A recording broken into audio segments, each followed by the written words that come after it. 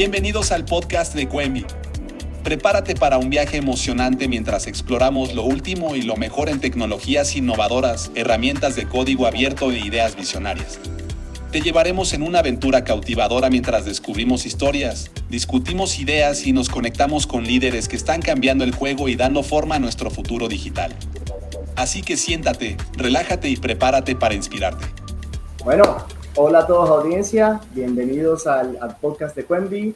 Bienvenido Luis, hoy tenemos a Luis que es nuestro invitado especial del podcast de Quemby y pues hoy viene hablando un poquito de OpenStack, de más y cómo la nube privada también tiene pues una alternativa para la nube pública.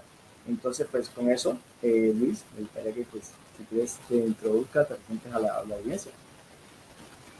Bueno, muchas gracias ante todo por la invitación a este evento, a este podcast. La verdad es un gusto para mí hablarles sobre la experiencia que tengo de la nube nativa y pues de las actividades que estoy haciendo en Colombia pues para poder crear comunidad y poder ampliar un poco más el universo de lo que es esto de usar software libre para hacer un despliegue de infraestructura. No, me encanta y ese es un tema que creo que nos une mucho y nos apasiona infraestructura. A veces infraestructura como que lo se deja un poquito de lado, ¿cierto? Es como que a veces decimos, la damos como por hecha, pero hay mucha información, muchas cosas que suceden, como decimos, detrás del telón que son interesantes. Y entonces, pues, con eso me gustaría como que me comentaras un poquito qué fue lo que te inspiró a ti entrar en el mundo de la infraestructura. Es algo que no es siempre lo que primero uno escoge, ¿no? Sí, igual esto no es como directamente uno llega ya porque lo pensó, sino que esto ha ido fluyendo a través del tiempo. Entonces, ¿cómo llegué yo al tema de crear nube nativa privada, crear infraestructura utilizando software libre? Esto empezó desde las telecomunicaciones. Yo soy ingeniero electrónico y hice una maestría en microelectrónica enfocado en radiofrecuencia y después hice un doctorado para la optimización de redes celulares. Entonces, en ese transcurso, pues yo todavía no había llegado a este tema de cómo era poder crear infraestructura de una forma inteligente, de una forma escalable y de una forma dinámica. Entonces, pues en este desarrollo pues, del proyecto de la optimización, yo tuve que extender un código que también es software libre para poder hacer un despliegue primero de redes celulares. Entonces, cuando yo empecé a hacer el despliegue de redes celulares con este software y unidades de propósito general, y para poder eso transmitirlo en el aire y que un celular normal lo pueda recibir sin ponerme a hacer simulaciones, que es lo que se venía haciendo durante mucho tiempo. Y yo pasé de realizar simulaciones, digamos, en el pasado durante mi carrera, a hacer ya emulación, que esto es un cambio total. Entonces, durante ese cambio total, pues, digamos, la filosofía que ha venido cambiándose a nivel mundial es que los monolitos están dejando de funcionar en este momento. Y los monolitos no solamente en aplicaciones, los monolitos también en el punto de telecomunicación. ¿Por qué? Porque anteriormente nosotros tenemos básicamente 3 proveedores y esos 3 proveedores nos daban una caja negra. Que en esa caja negra pues nosotros manejábamos, era una estación base, pero nosotros no teníamos el control del software. Cualquier cosa que necesitáramos una actualización teníamos que ir al proveedor para pagarle esa actualización. Pero esto ha ido cambiando a través del tiempo y digamos que fomentado por las redes celulares 5G, porque 5G puedes hacer ese cambio de ese monolito a llevarlo a microservicios, a llevar esas aplicaciones a la nube utilizando computadores de propósito general, software libre y unidades de radio. Entonces, como dicen varias personas, el futuro en sí va a estar enfocado más en el software que en el hardware. El hardware ya en ese momento se está convirtiendo en algo prácticamente bruto y lo que se maneja en sí es el software. Entonces, durante todo ese tiempo, pues esas aplicaciones, ¿sí?, celulares, pues empezaron a irse, se remetían. Primero eran unos monolitos, un software en un solo computador, luego empezaron a aparecer en contenedores para la parte, o sea, dividimos la red celular en el core, dividimos la red celular en la estación base o es el transmisor, y cada uno de esos elementos es un contenedor. Pero como te decía, con 5G, esas aplicaciones empezaron a dividirse en microservicios. Entonces, esos microservicios lo que me permitía era que yo podía colocar mi aplicación, ¿sí?, digamos en este caso el despliegue de redes celulares, en la nube de una forma mucho más organizada, mucho más fácil. De esta forma, digamos, era más sencillo escalar mis soluciones dependiendo, pues, de, digamos, el consumo de los usuarios, y teníamos también esa facilidad de poder utilizar los recursos que se necesitan en cada momento, sin estar utilizando los recursos al máximo. Entonces, cuando tú tienes microservicios y tienes contenedores, el siguiente paso es el orquestado. Entonces, ¿cómo orquestas eso para poderlo, digamos, implementar de una forma fácil, dinámica, y que esto, digamos, que me permita agilizar las actualizaciones de un punto al siguiente? Creo que fue un poquito largo, pero más o menos fue así No. la evaluación. No, perfecto, perfecto. De hecho, creo que tocaste varios puntos aquí que podemos expandir, que me gustaría ver si elaboras un poquito más. Pues lo que voy entendiendo es que infraestructura te encontró a ti, más que tú la buscaste a ella por basado en la necesidad. Prácticamente. Y lo otro es que tocaste varios puntos, tocaste que me gustaría ver si podemos expandir en cada uno de ellos. Hablaste mucho de open source, me interesaría conocer un poquito más sobre esa digamos, parte de tu aprendizaje y cómo llegaste a esto. Tocaste algo muy interesante que ahora mismo está como que en el boom, digamos, que es la 5G, la famosa 5G. Y tocaste un tema que es de irnos de monolitos, o digamos de tener toda una, como vos decías, una caja negra que lo tenía todo, acá ahora todo está distribuido en diferentes ámbitos, vamos a llamarlos servicios o diferentes servicios, lo que lo hace mucho más escalable. No sé si quieres empezar por qué quieres empezar, me gustaría tener un poquito más de información de esos tres. No sé, lánzame lo que quieras. Empecemos por la empecemos por la parte de open source, creo que es la que más mencionaste. Bueno, digamos que open source, cada vez que tú haces investigación, desarrollo, innovación, pues la idea es remitirse a esas herramientas que sean open source. Digamos que tiene ventajas y desventajas, ¿sí? Las ventajas es que tú puedes hacer un desarrollo, un despliegue de una solución completa sin pagar royalties, sin pagar todo lo que te está pidiendo, digamos, una solución que sea paga.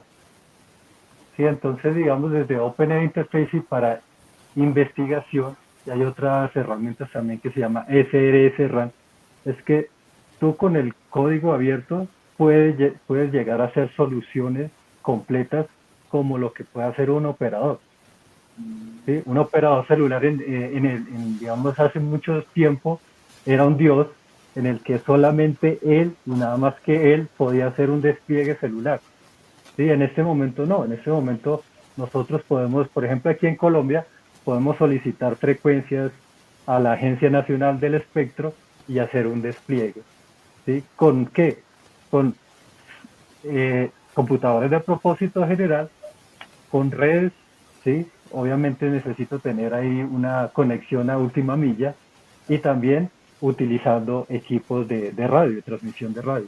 Entonces, si tú estás utilizando todo eso, puede hacer un desarrollo mucho más amplio, y de hecho, la idea de estos despliegues o de utilizar el software libre es que tú potencias primero una comunidad que está detrás de todo esto, que te puede ayudar, ¿sí?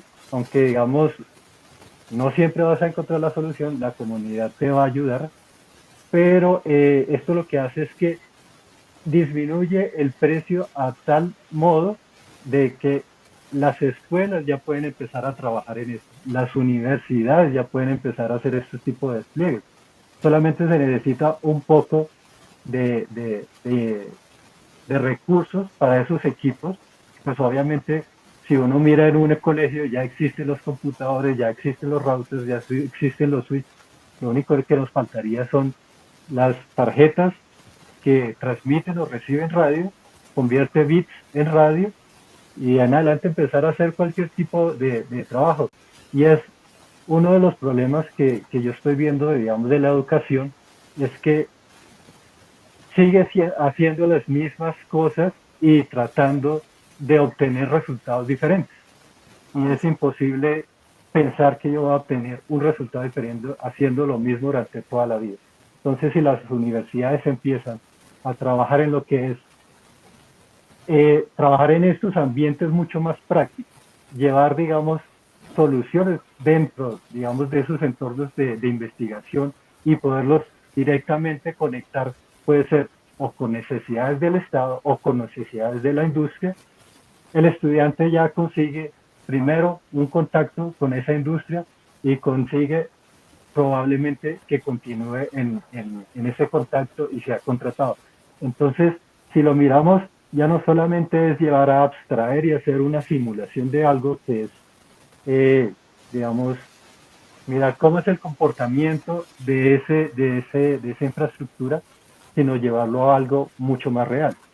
Y lo otro también que se puede hacer es que las universidades se pueden unir, compartir infraestructura, compartir código y con eso pues obviamente hacer despliegues mucho más amplios. Entonces tú puedes pensar, yo puedo hacer un despliegue de una red celular entre universidades sin pagarle a los operadores. Entonces tú como universidad ya puedes empezar a generar chips y empiezas a ofrecer ese servicio dentro de las comunidades.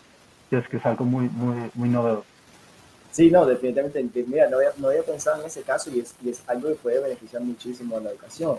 Y lo otro, siguiendo lo que vos dices, permite, tal vez esta es mi apreciación de lo que voy entendiendo de open source aplicado a lo que estamos hablando, es que democratiza de cierta manera acceso a estas tecnologías y a estas, digamos, formas de hacer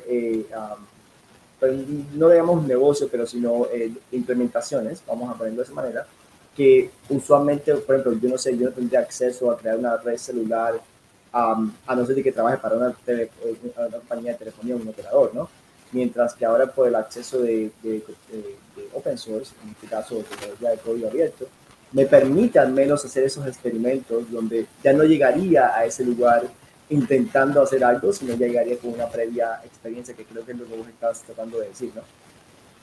Mira que yo acá en Colombia empecé a crear un ecosistema también. Entonces, yo empecé a trabajar en esto de la nube prácticamente desde el 2017, desde 2018. Y en adelante empecé a trabajar en todo lo que correspondiente, contenedores, orquestación, despliegue automático y control de infraestructura. Entonces, en esa comunidad eh, que se llama en ese momento Sucre Investiga, ¿sí? Dentro de Colombia, empecé a reunir dentro de una empresa que también hago parte en ese momento, es que se llama Idetolu. Empezamos a reunir, eso es lo que te digo, problemas que tienen las empresas, llevarlas a unas necesidades y esas necesidades compartirlo dentro de esa comunidad. Y esa comunidad que está compuesta por varias universidades en la costa y está compuesta por, digamos, también autoridades del Estado, tanto regionales como globales, para poder fomentar este tipo de iniciativas. Y es que tenemos el código abierto y podemos compartir la infraestructura. Y una pregunta para ver si este es el camino que vamos en el tema. Cuando te refieres a código abierto, me imagino que aquí es donde OpenStack y más vienen a jugar un rol en lo que vos querías, o sea, en el tema que estamos hablando el día de hoy, ¿no? Ok, eso es cierto. Durante ese transcurso de crear comunidad, pues obviamente tuve la conexión con OpenStack, la conexión también con la parte del CNCF, la conexión de OpenInfra, ¿sí? Y empecé a ver que existen también comunidades que están trabajando en ese ambiente, y es de cómo utilizar ese software para poder eh, desenvolver soluciones. Y Entonces, sí, sí. qué pena, que te interrumpa un segundo. Si pudieses darnos tu descripción o qué cosa es OpenStack, qué cosa es más, para aquellos que a lo mejor están escuchando y no saben qué significa, en qué les ayudaría, qué les trae de provecho. Que no entendí lo último ¿Qué? que dijiste, qué pena. Sí, no, todo bien. ¿Qué es OpenStack y qué cosa es Ah, más? ok. Listo. Tenemos digamos, para hacer la infraestructura del laboratorio que, digamos, estoy trabajando, se maneja más, se, se maneja Juju, se maneja OpenStack y se maneja Kubernetes. Todas estas herramientas se utilizan ¿para qué? Para poder crear nube nativa. Todo depende de la necesidad. Entonces, si es enfocado para soluciones de aplicaciones, nosotros podemos fácilmente utilizar OpenStack, ¿sí? Que es una nube en donde lo que se hace es reunir dentro de una sola, digamos, plataforma, lo que son todos los recursos como procesamiento, memoria y red. ¿Sí? Pero si lo miramos desde la parte ya inferior, ¿qué es lo que me está generando esa nube? Entonces, yo tengo un controlador que es Yuyu, y dentro de Yuyu yo puedo controlar por la parte de abajo lo que es más, que es Metal as a Service, que es utilizar los computadores, poderlos reconocer fácilmente, poder hacer el aprovisionamiento, pero también yo me puedo ir hacia arriba, que es OpenStack. Y ese OpenStack pues lo que hace es reunir todos esos recursos en una sola plataforma y empezar a ofrecer, digamos, servicios de máquinas virtuales para poder hacer despliegues, no sé, de aplicaciones web, por ejemplo, ¿sí? Que tengan unas ciertas restricciones, por ejemplo, tanto en memoria RAM como en procesamiento o en conexión también de red. O sea que podemos decir, y a lo mejor me equivoco o no, pero me puedes corregir, cuando combinamos de cierta manera más a Juju y OpenStack, podemos obtener algo similar a lo que a lo mejor tenemos ya con nubes públicas, ¿no? Como lo que nos daría AWS, Google Cloud o algo así. Hay una pequeña, digamos, hay ventaja y desventaja, como todo en la vida. Claro, Entonces, digamos, si nosotros nos vamos para las nubes públicas, como es Google, como es Amazon y otras más reconocidas, pues lo que hacemos nosotros es, ya nos vamos a pensar cómo es el mantenimiento de esos equipos. No vamos a tener en cuenta o sea, tener la estabilidad de los sistemas, no vamos a tener en cuenta los sistemas redundantes de energía, los sistemas redundantes de ventilación. Todo eso lo tercerizamos y dejamos tanto que las nubes públicas se encarguen de eso. Entonces a mí no me va a preocupar nunca de que un servidor se me dañó, de que la memoria RAM se murió, entonces pues se cayó todo el servidor y no puedo hacer nada. Y digamos que ese servidor que yo estaba utilizando, tengo el controlador de Yuyu y hace que se me caiga toda la nube. Entonces, si yo estoy utilizando nubes privadas, perdón, públicas, yo me despreocupo de eso. Pero si ya vamos al otro caso, nubes privadas, ¿qué quiere decir? Que yo tengo que montar todas las capas desde la parte inferior a la parte superior. Y durante esas capas, digamos, en el enfoque de telecomunicaciones es una ventaja. ¿Por qué? Porque yo necesito tener un control total de esos recursos. ¿Por qué? Porque yo necesito, en un dado caso, digamos, mejorar la respuesta de esas aplicaciones. yo no encuentro en las nubes públicas las soluciones que yo necesito para telecomunicaciones aquí, por ejemplo, aquí en Colombia. Puede ser que ya haya empezado en Estados Unidos, como todos, a trabajar en dar soluciones propias de redes privadas celulares utilizando las nubes públicas. Pero acá yo necesito utilizar mi propia nube privada para poder desarrollar esa aplicación de una red celular. Y una red celular 5G es mucho más, o sea, requiere mucho más hardware que lo que yo puedo hacer en una red 4G. ¿Sí? ¿Por qué? Porque yo estoy utilizando, digamos, un ancho de banda mayor, ¿sí? En frecuencia. Eso me dice que yo puedo, digamos, hacer una transmisión de más datos por segundo, yo puedo descargar más películas por segundo, pero yo también tengo algo y es que es la latencia. Y esa latencia no la puedo garantizar si yo estoy en Estados Unidos, porque, por ejemplo, yo tendría que ir a Estados Unidos y devolverme para tener una respuesta. Mientras que si yo tengo una solución integrada acá, la latencia es local.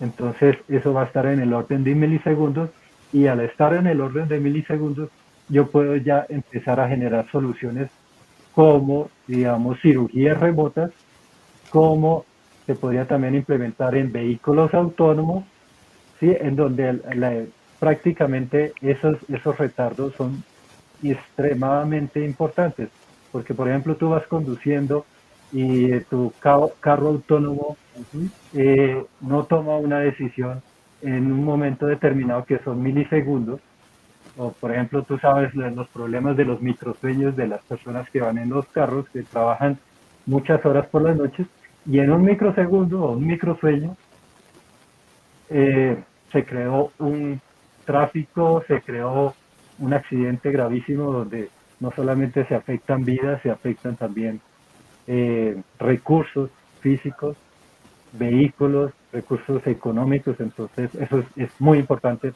para ese tipo de aplicaciones. Entonces, digamos que acompañando un poco mi, mi oración anterior, dijéramos que para decidir si usamos una nube privada versus una pública es qué tanto control necesitamos. Puede ser eso como un factor a tener en cuenta en este caso. Sí, siempre cuando yo necesito seleccionar una nube, yo necesito antes saber qué aplicación voy a colocar en esa nube. Entonces, si es una aplicación de una red celular, probablemente no me va a servir una nube pública. Yo lo puedo implementar, pero ¿qué pasa? Que una red celular tiene unos timeouts y esos timeouts hacen que la aplicación deje de funcionar. Entonces, si yo, por ejemplo, me tengo que comunicar a mi sistema centralizado que me autoriza a los usuarios tener acceso a los celulares por medio de la SIM card, si yo me demoro demasiado, lo que dice el sistema celular es timeout y siga funcionando la aplicación, pero no da acceso al usuario final. Entonces es muy crítico, por ejemplo, tener esas respuestas muy rápidas dentro de esas nubes privadas, y las nubes públicas pues, no me dan esta facilidad. Claro, claro. Entiendo. Entonces, tal vez siguiendo en esa idea, porque mencionaste una vez más el segundo punto que quería tocar, y es que mencionaste de nuevo 5G, que el tema de 5G tiene como una particularidad que tal vez ahí donde mucho más implica el tener en cuenta todo esto de infraestructura para telecomunicaciones, que me imagino que es mucho más complicada. ¿Cuál es la particularidad que tiene el 5G realmente desde el punto de vista que la infraestructura lo hace tan importante? Lo que te había comentado anteriormente, 5G está enfocado en microservicios. Está diseñado a organizarse en aplicaciones específicas para poder organizar lo que es la escalabilidad. Y la escalabilidad se pone también muy importante, digamos, desde el punto de vista de los operadores, y es que anteriormente ellos tenían que siempre hacer un diseño al máximo, ¿sí? Pues se estaban perdiendo muchos recursos. Entonces con 5G se empezó a mejorar este tipo de problemas. Se empezó a ser mucho más eficientes. Tenemos algo en el mundo y es que los sistemas tienen que ser sostenibles. Sí. Entonces la sostenibilidad es demasiado importante en este momento, no solamente para poder crear esos sistemas más económicos, sino que sean sustentables con el ambiente. Una pregunta que siempre me ha causado curiosidad, ¿no? Y es un tema que he estado tratando con varias personas, pero aún me queda la duda. A veces, por ejemplo, aquí en Estados Unidos hay veces que tenemos compañías que nos dicen ofrecen 5G, pero realmente no es 5G. Hay otras que dicen que realmente es una 4G con LTE, a veces dicen que es una 4G con un poquito más de velocidad, pero ¿cómo uno podría, tal vez como, digamos, como consumidor final, vamos viendo desde el punto de vista del consumidor final, cómo uno puede realmente determinar si lo que me están ofreciendo si es una red 5G o no? O sea, ¿qué es lo que delimita o permite que sea una red 5G?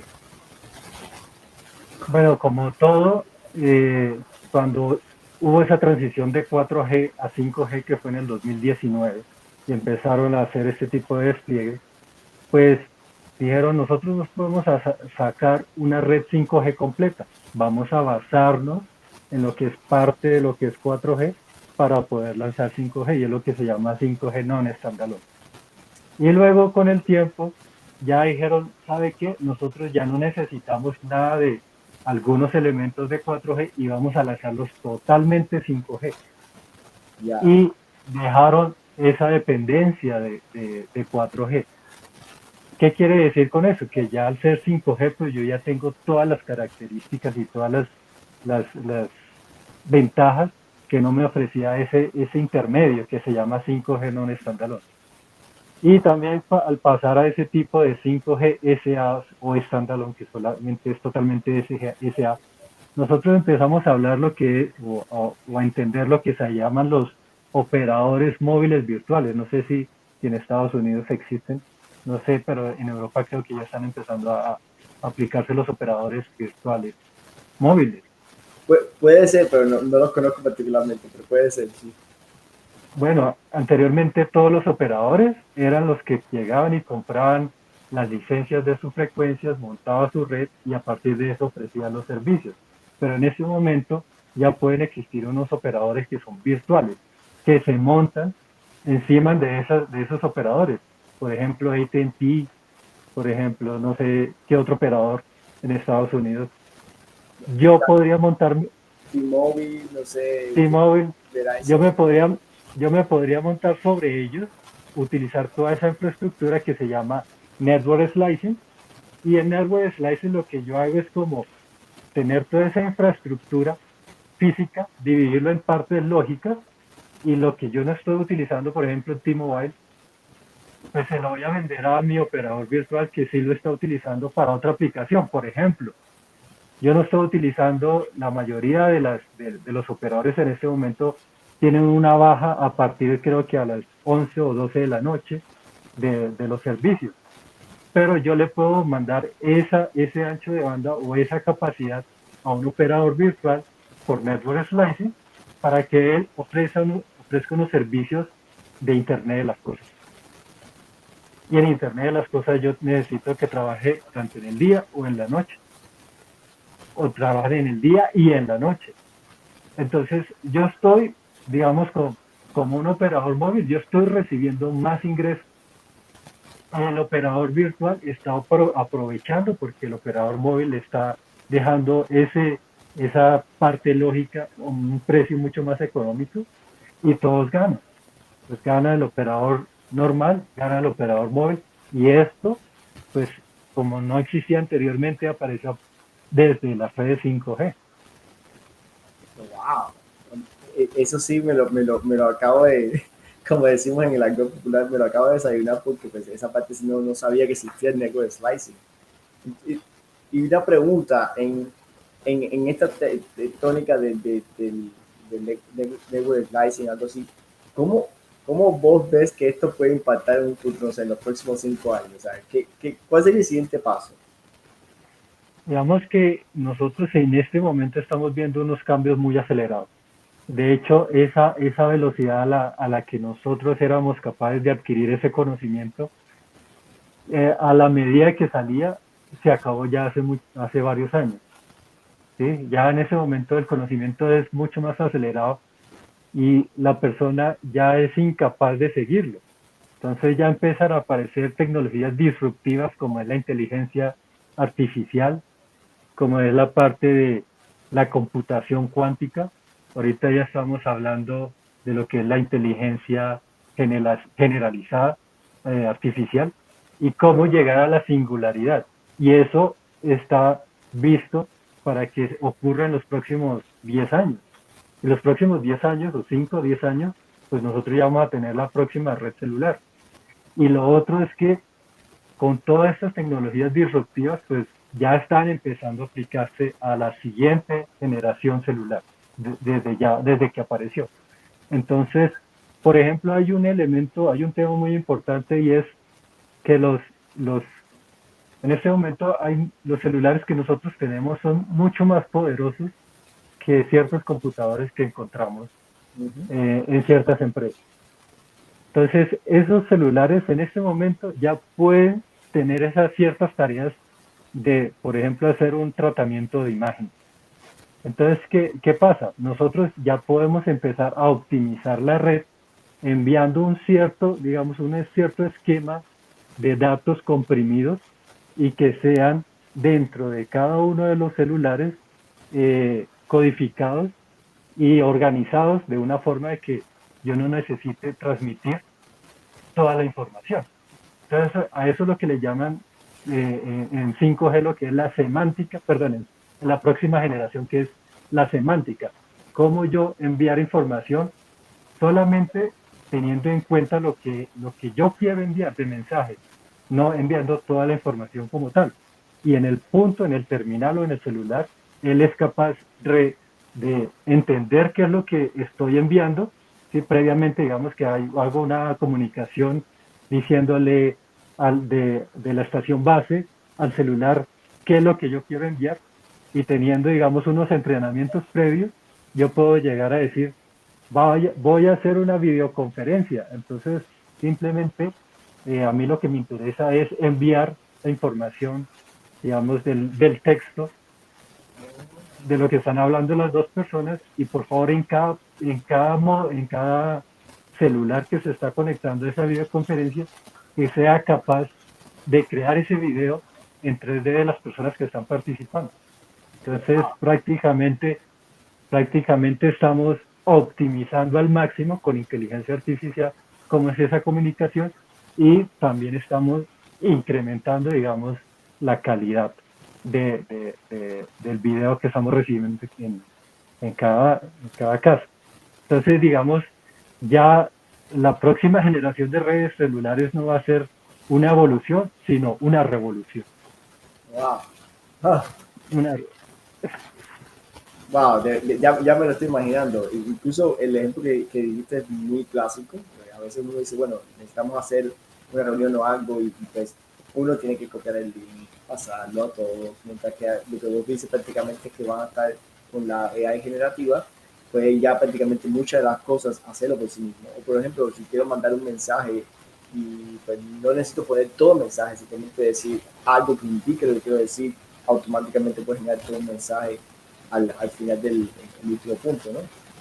Sí, una cosa es, por ejemplo, yo no tengo buena cobertura, tengo 3G y no puedo enviar en video. Solamente con la voz soy capaz de enviar dentro de la videoconferencia. Esa es decirle que yo estoy dentro de la videoconferencia y mostrarme físicamente, ponerme con una foto, ponerme a hablar como un deepfake.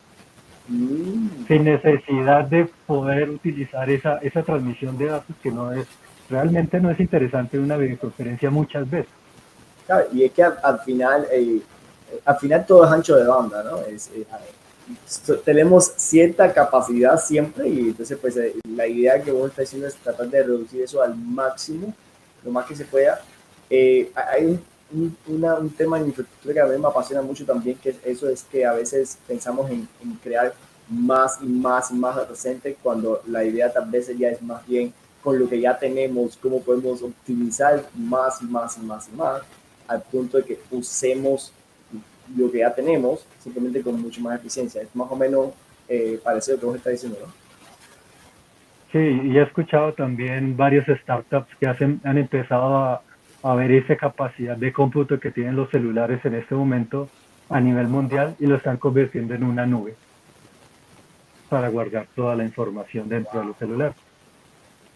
Venga, y otra preguntita ahora, porque tocaste también un tema muy interesante que fue Kubernetes.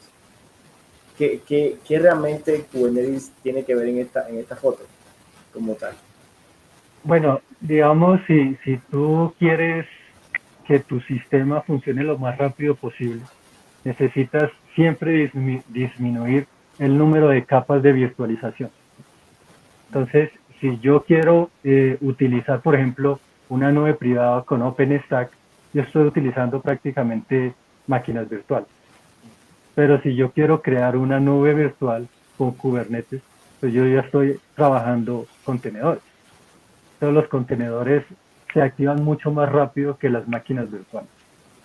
En un caso de rapidez, digamos, este tipo de redes celulares, pues necesitan que esos cambios sean muy rápidos. Por ejemplo, si yo estoy dentro de una videoconferencia, una red celular, y yo le estoy garantizando la calidad de servicio a mi usuario final, y en ese momento se me dio, o al equipo técnico se le dio por hacer una actualización del software.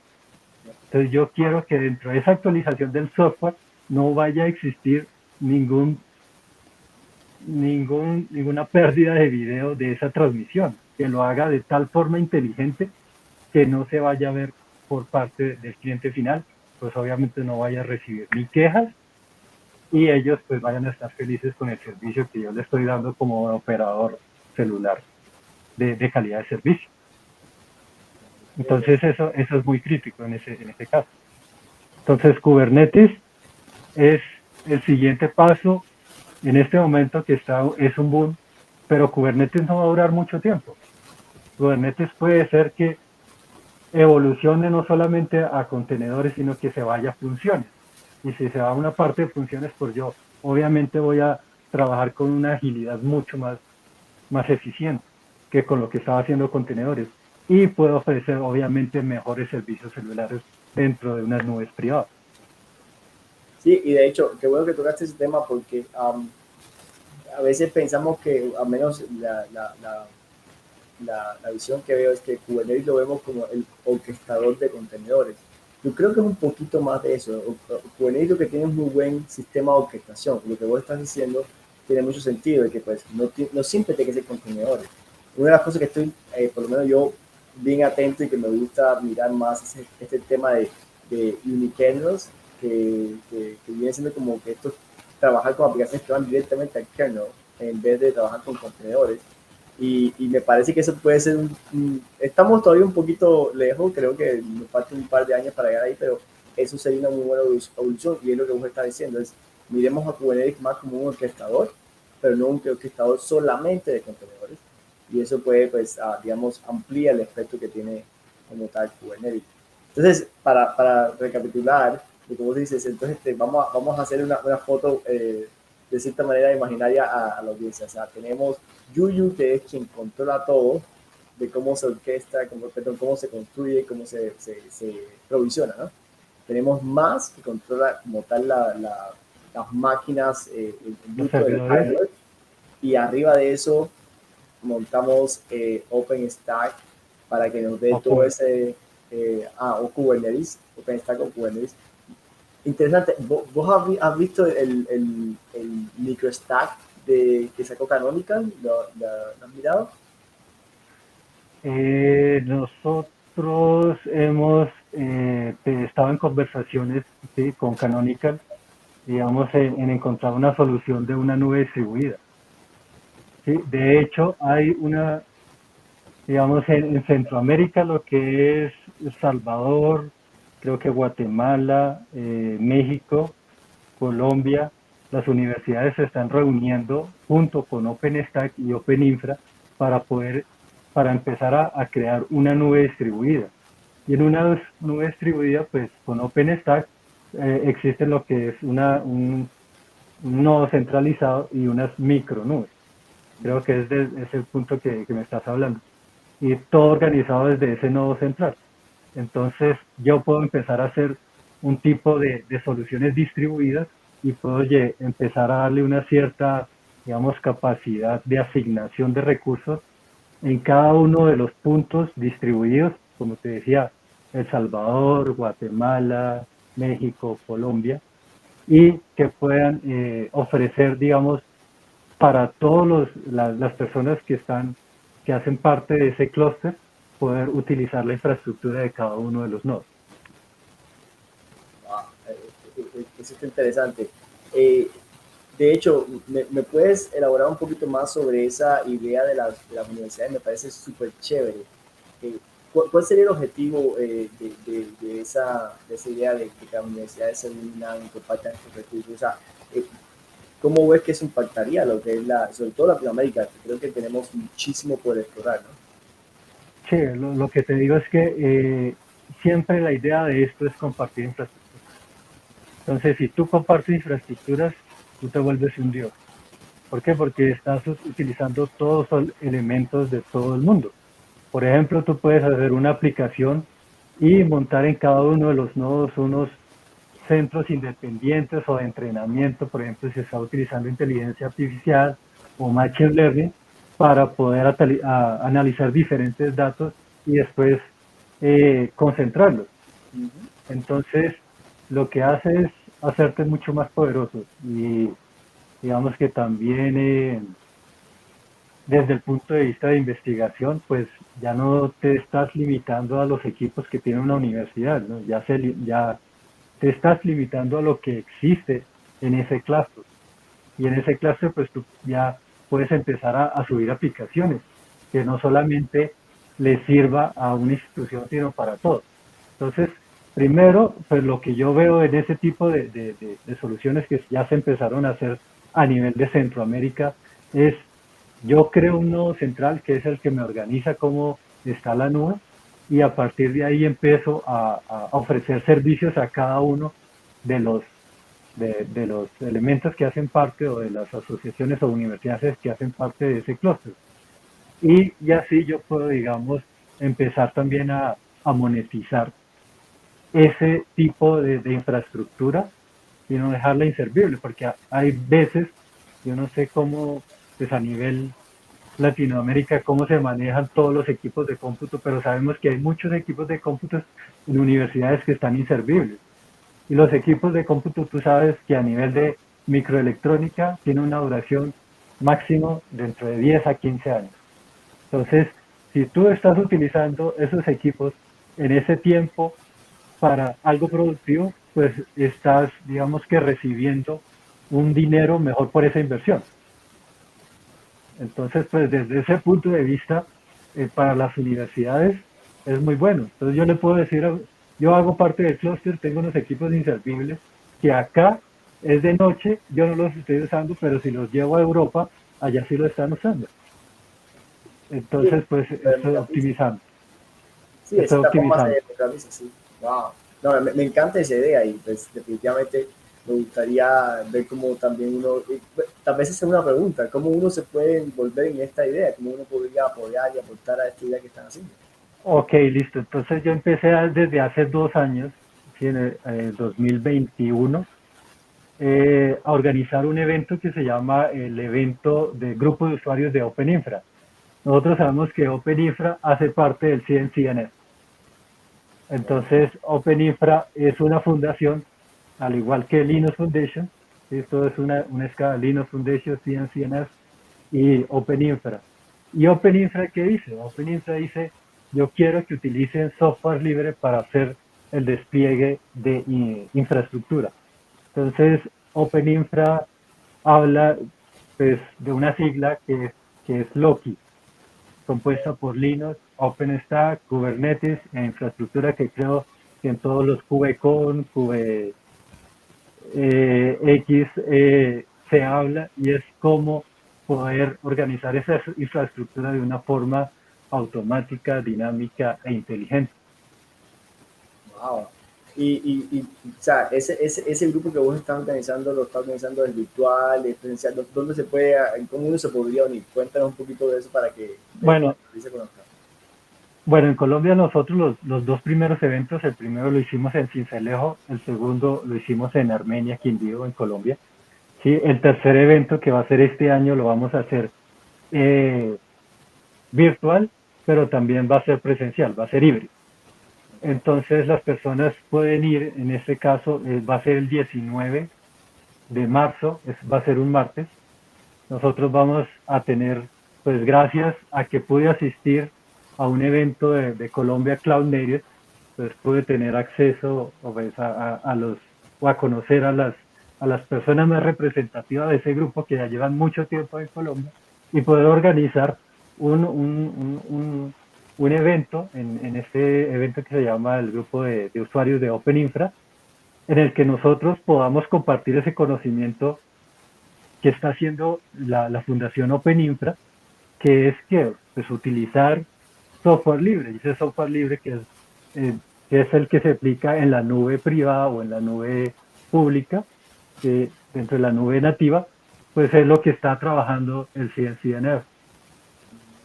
Entonces, hay varias comunidades que nosotros estamos trabajando al mismo tiempo, pero yo creo que no nos habíamos conectado.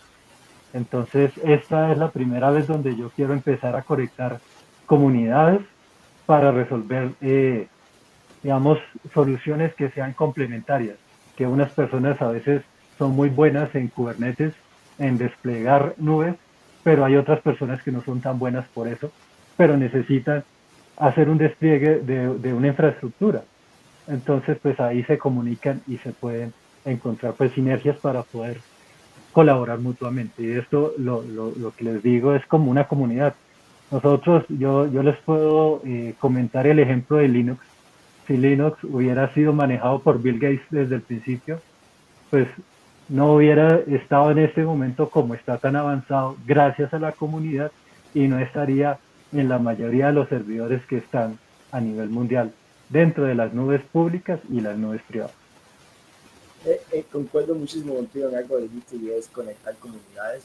Um, Creo que definitivamente ese es, digamos, el valor más grande que podemos tener como comunidades, poder entrelazarlas y poder saber dónde una puede apoyar a la otra. Con esa nota, ¿vos qué crees? Que al evento que vas a hacer el 19 de marzo, me imagino que es en Bogotá, ¿cierto? Sí, es en Bogotá, en la Universidad Javeriana, de 4 de la tarde a 8 de la noche. Excelente. Igual vamos a poner en la descripción el enlace para que las personas se puedan registrar, que definitivamente los invito. Pero una pregunta, por ejemplo, porque hay personas que se pueden preguntar, bueno, pero ¿cómo me puede ayudar a mí el participar en un evento como Open Infra? O sea, a lo mejor soy, no sé, un desarrollador backend, o soy un desarrollador, no sé, hay diferentes perfiles. Vos, para esas personas que a lo mejor están curiosos, pero no saben cómo conectarse con ese evento, ¿cómo vos crees que qué beneficio les puede traer el ir a lo que viene? Bueno, lo primero que yo veo es una red de conexión. Entonces, muchas veces tú cuando llegas a ese tipo de actividades, sabes los temas que se van a hablar, pero no sabes los detalles. Dentro de esos detalles, tú puedes identificar varios elementos que te hacen falta dentro de tu empresa o dentro de tu organización. Entonces, tú puedes hablar directamente con ellos porque es un evento presencial, y puedes empezar primero resolver dudas dentro de su tiempo de presentación, pero también tomar esos contactos digamos, a largo plazo para poder desarrollarnos. A veces hay personas, por ejemplo, que tienen un problema de organización de su empresa, que es una startup, y no sabe cómo organizar eh, todo el equipo de desarrolladores. Y ya existe una herramienta que hace eso, ¿sí? Y esa herramienta es open source. De ese momento se me escapó el nombre, pero es una herramienta que te da esa solución y tú puedes decir, oye, yo no sabía que esa herramienta de software libre existía y que puede ser aplicable a mi startup y que me ayuda a organizar mi equipo de una forma en el que, digamos, la parte más alta, que es la que toma las decisiones, puede visualizar fácilmente cómo es que se desarrollan los proyectos. Pues dentro de las empresas es muy importante saber en cada momento cuánto tiempo yo necesito para llegar a un MVP y poder entregarlo incluso antes de tiempo para que yo pueda satisfacer las necesidades del cliente. Entonces, es importante, digamos, desde ese punto de vista. Desde el otro punto de vista, pues, es que aprendes qué es lo que están haciendo los investigadores o las empresas en cada una de esas ciudades. Entonces, la idea que yo estoy haciendo es, voy a cada una de las ciudades, por ejemplo, en Sincelejo, busqué las personas de la región de Sucre, en, en el Quindío, en Armenia, busqué las personas que estaban trabajando en ese tipo de ambientes. Aquí en Colombia también estoy buscando a las personas que están trabajando en este tipo de ambientes y muchas de las veces nosotros no las conocemos. No conocemos quién está trabajando en Kubernetes, no sabemos quién está haciendo nube privada, no sabemos absolutamente nada. Y esto lo que hace es visualizarnos entre todos y poder potenciar, digamos, esas capacidades, porque no solamente es resolver un inconveniente, sino que yo con esto puedo visualizar qué puedo hacer hacia el futuro. Y también es el tema de compartir, porque cuando uno está en ese tipo de eventos, y sobre todo en comunidades, hay mucha colaboración, porque vos dijiste hace un momento, o sea, a veces yo sé cómo hacer una cosa que vos no sabes, pero entonces cuando nos encontramos los dos complementamos y hacemos, digamos, esa conexión, esa colaboración que a lo mejor definitivamente nos beneficia a los dos. Estoy 100% de acuerdo con vos y los invito a todos a que vayan al evento definitivamente. Es, eventos sobre Open Infra es una de las cosas que a mí me apasiona, infraestructura a mí me apasiona mucho y definitivamente los invito a que vayan, van a aprender mucho seguro. Así que... Lo otro, Ángel, también, pues, que vas a encontrar en este evento. Digamos que muchas de las cosas que nosotros como a veces estamos trabajando con nubes privadas, pues tú no puedes ver en sí solamente la aplicación, sí que está funcionando, pero en la parte de una red celular tú ya puedes llevar tu celular, tú puedes introducir tu SIM card y tú puedes empezar a trabajar con una red privada, por ejemplo 4G, 5G, una red de Internet de las cosas directamente dentro de ese tipo de eventos. Entonces lo que yo estoy llevando también es que no solamente sea como una sola presentación, sino que sea práctico y que las personas que asistan a ese tipo de eventos pues puedan ver cómo es que se hace una red virtual o cómo es que se hace una red celular. Entonces también empieza a conectar porque, por ejemplo, una persona tiene una necesidad de Internet de las cosas, pero no sabe cómo conectarlo.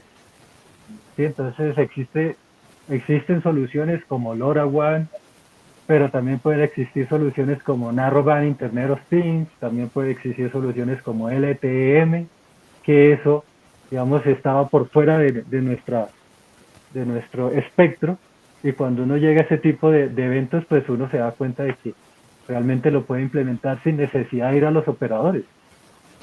Y que probablemente muchos de ellos lo estén usando y no nos demos cuenta. Exactamente, nosotros, y lo podemos hacer de una forma no muy económica, pero tampoco extremadamente cara, a un costo razonable, que muchas universidades pueden hacer, o muchos centros de investigación pueden hacer. Ya estoy curioso. Ya estoy completamente curioso. Nunca he tenido la oportunidad de montar una red celular, así que creo que ya tengo mucha curiosidad de ver cómo se hace definitivamente. Luis, para ir cerrando, tengo dos preguntas para hacerte que siempre le quiero hacer a todas las personas que vienen a podcast de Coin, porque pues mucha información que has compartido y definitivamente es muy valiosa. Una de las cosas que también vemos que es muy valioso compartir es un caso de que tú hayas considerado de hacer un reto muy importante para ti y cómo lo superaste desde el punto de vista pues en tu carrera, ¿no? Porque pues a veces nos encontramos en esos retos donde no sé, tengo este tal problema, no sé cómo resolverlo, pero aquí déjame usar esta técnica que usó a Luis que escuchen el podcast? Bueno, realmente tengo dos. El primero, digamos, fue durante mi trabajo de doctorado. Yo tuve que viajar a Francia y tuve que desarrollar un problema que era extender un código para hacer que ese software libre que se llama Open Interface fuera mucho más rápido. Entonces, yo lo que hacía era una pequeña simulación de cómo se comportaba el canal o la transmisión, ¿sí?, inalámbrica, pero lo que yo hacía era empezar a quitar los celulares y hacer una emulación a nivel mucho más grande, solamente simulando esa parte de radio. Entonces, yo tenía que llegar, coger el código, que es un código muy grande, no sé, yo diría que cientos de personas que han contribuido a ese software, y empezar a entender qué hace cada una de esas funciones. Y lo otro, no solamente es cómo llegar a resolver ese problema de optimización, ¿sí?, de cómo hacer que yo pueda hacer mucho más fácil una red, ¿sí?, sino cómo yo la optimizo. Entonces ahí empezó a aparecer cierto tipo de problemas que yo nunca me había enfrentado en la vida.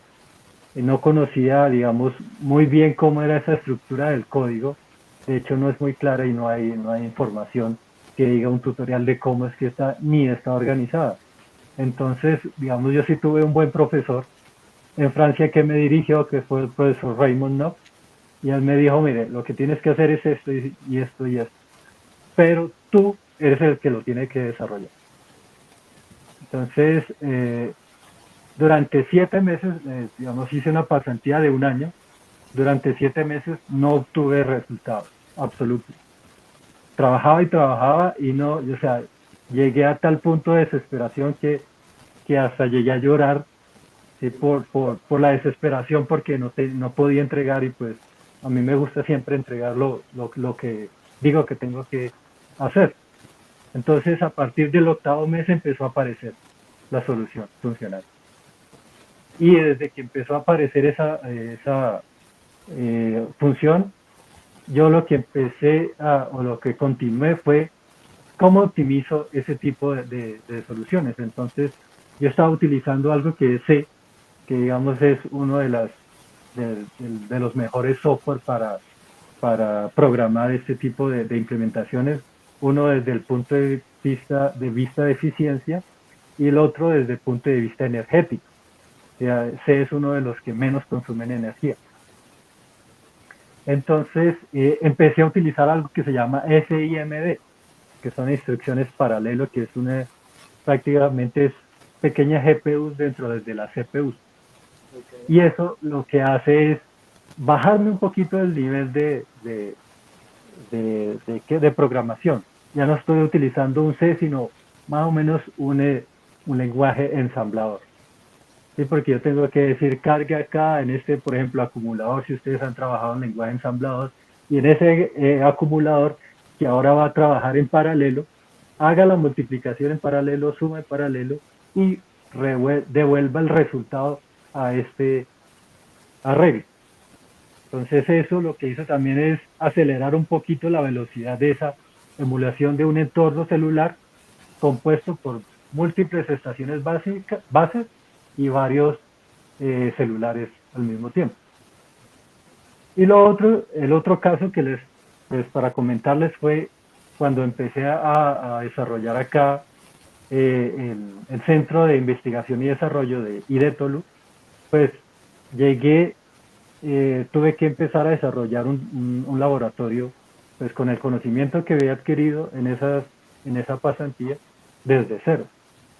Entonces uno de los retos que yo tuve fue hacer un diseño de una sala anecoica y construir esa sala anecoica desde cero.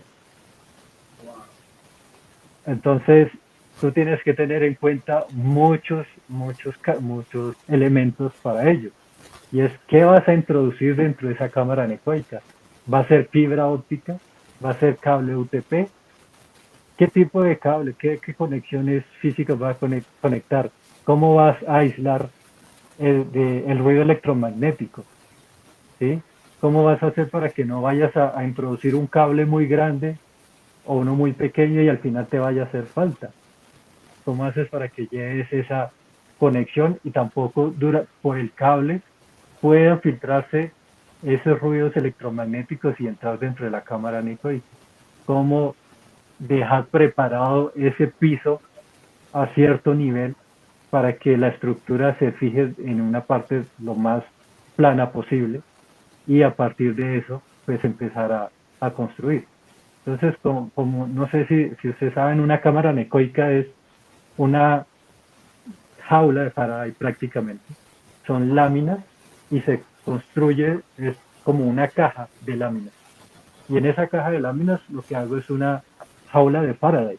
Pero al ser una caja de láminas, pues yo lo que tengo, yo puedo, o sea, la teoría dice que no va a entrar ni salir ningún espectro electromagnético, pero como esas láminas son partecitas, se filtran el ruido electromagnético, entonces hay que mirar cómo resolver esos problemas.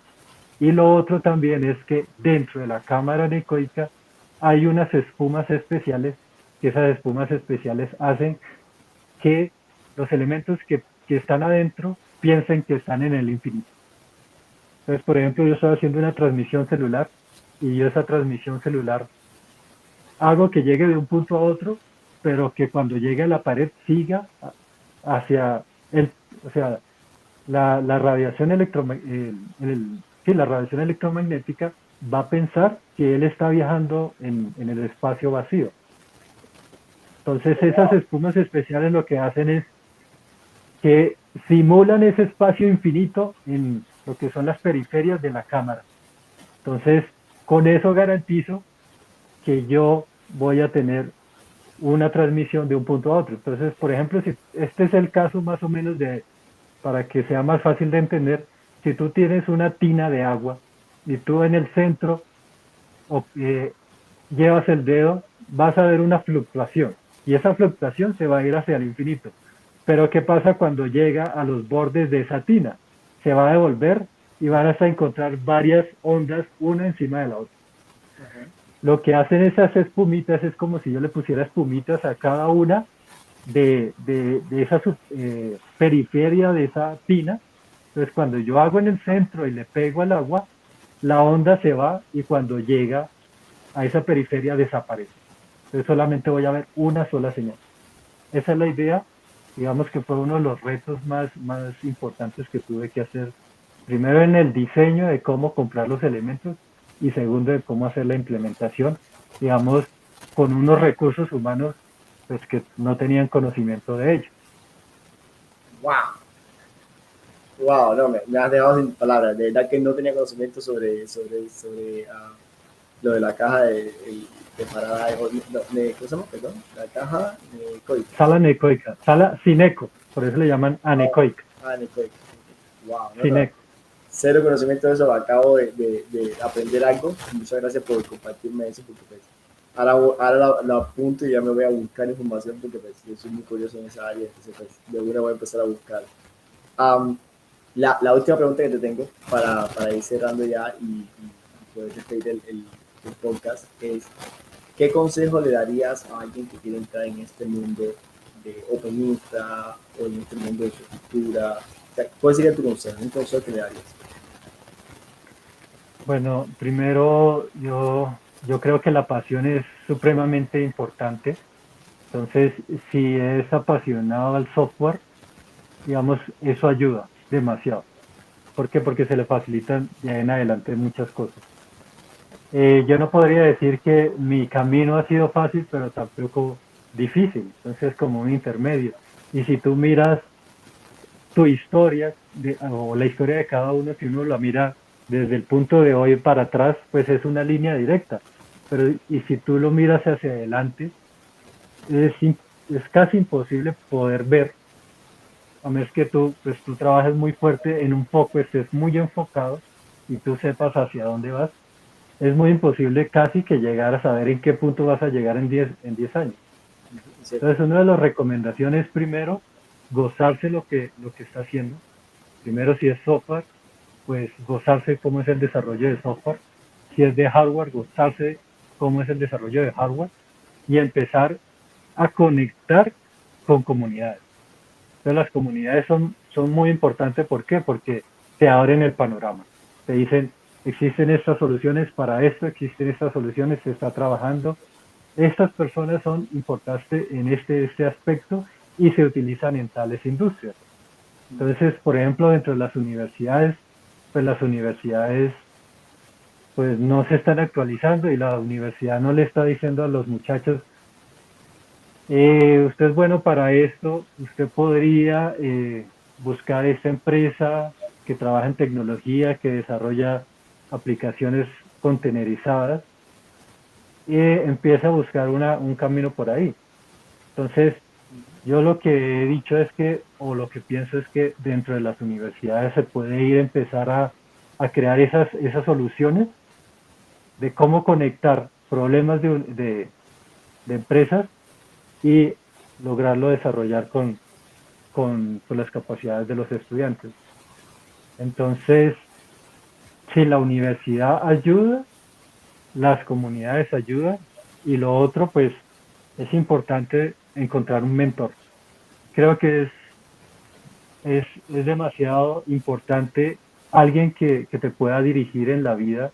Si tú tienes un foco o una idea, alguien que ya ha pasado por ese tipo de problemas, te puede ayudar a llegar a ese punto de una forma mucho más fácil. Entonces, si tú encuentras, a veces es muy importante, muy importante, pero es muy difícil encontrar a esa persona porque el mentor está ocupado, está en otras actividades y no va a tener tiempo para poder ayudar. Pero si tienes esa posibilidad de encontrar a esa persona que te ayude y sepa más que tú y haya pasado por muchos inconvenientes anteriormente, pues eso obviamente te va a ayudar a dirigir. Y ese mentor pues obviamente te va a ayudar con las conexiones que tiene él, pues a encontrar un lugar donde tú te sientas feliz desarrollando una solución para resolver un problema a la gente, que prácticamente lo que venimos acá o lo que la sociedad quiere de nosotros es que salgamos profesionales para resolver y crear soluciones que, digamos, las empresas o las personas tengan. No, de verdad, te apoyo mucho y digamos que debo de plus uno a lo que dijiste, sobre todo la comunidad, el mentor, eso es muy importante. De hecho, en mi carrera eso ha sido muy importante, poder tener acceso a la comunidad, el poder fomentar comunidades, el tener acceso también a un mentor. Eso ha ayudado mucho en mi carrera y quería pues definitivamente hacerle plus uno a lo que dijiste. Y pasión es todo, o sea, sin pasión yo creo que no vamos a hacer nada en la vida, así que con eso, Luis, te agradezco mucho, mil gracias por compartir tu tiempo con nosotros, de verdad, ha sido una sesión que me ha encantado, de verdad que he aprendido mucho contigo, espero que la audiencia también aprenda mucho con ellos, espero que te haya gustado, que te haya sentido muy bien en el podcast, y creo que tenemos por otros temitas más que tocar y poderte volver a invitar si el tiempo lo permite de tu lado y charlemos un poquito más sobre estos temas de electrónica, Open Infra y todo eso. Vale, claro, Ángel, con todo gusto, cualquier cosa que necesites. La idea es que es comunidad y que nos podamos apoyar conjuntamente para lo que sea. Excelente, muchas gracias. Estamos ansiosos que te unas a nosotros nuevamente en nuestro próximo episodio, donde continuaremos explorando el emocionante mundo de la nube nativa y Kubernetes. Hasta entonces, sigue explorando, aprendiendo y haciendo que sucedan cosas extraordinarias.